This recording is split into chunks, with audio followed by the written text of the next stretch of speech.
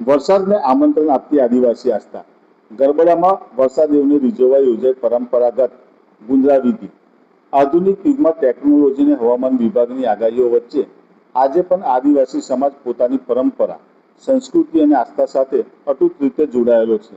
દાહોદ જિલ્લાના ગરબડા વિસ્તારમાં વરસાદ ખેંચાતા અને અનિયમિત વાતાવરણ સર્જાતા ગ્રામજનોએ વર્ષોથી ચાલતી આવતી પરંપરાગત ગુંદરા વિધિનું આયોજન કરી વરસાદેવને રીઝવવાનો અનોખો પ્રયાસ કર્યો છે।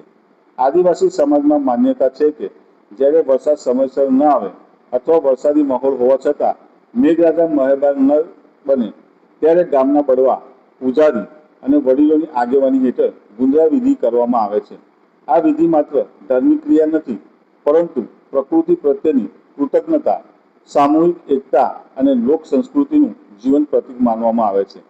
ગરબડા વિસ્તારમાં યોજાયેલી આ વિધિમાં ગામના બળવા અને પૂજારીઓ દ્વારા પૌરાણિક રીત રિવાજ મુજબ વિશેષ પૂજન અર્ચન કરવામાં આવ્યું હતું। ગ્રામજનો પણ મોટી સંખ્યામાં હાજરી આપી હતી, વરસાદેવને પ્રસન્ન કરવા પ્રાર્થના કરી હતી। વિધિ દરમિયાન પરંપરાગત ગીતો, ધાર્મિક માન્યતાઓ અને લોકરીતિઓનું અનોખું દ્રશ્ય જોવા મળ્યું હતું। ખાસ વાત એ છે કે વિધિ પૂર્ણ થયા બાદ પૂજારીઓ દ્વારા આગામી 2 દિવસમાં વરસાદ આવવાની આગાહી કરવામાં આવી હતી।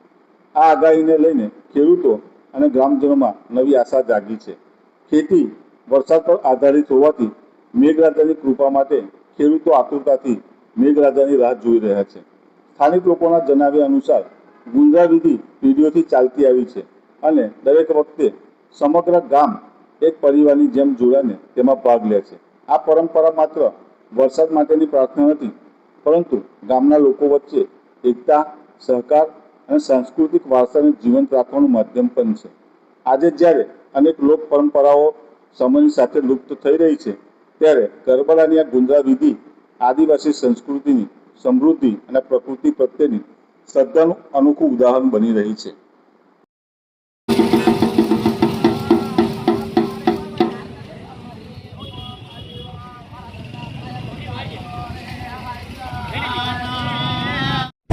દાહોદ જિલ્લો, ગરબડા તાલુકો, ગરબડા ગામની અંદર ગુંદરું કાઢવામાં આવે છે।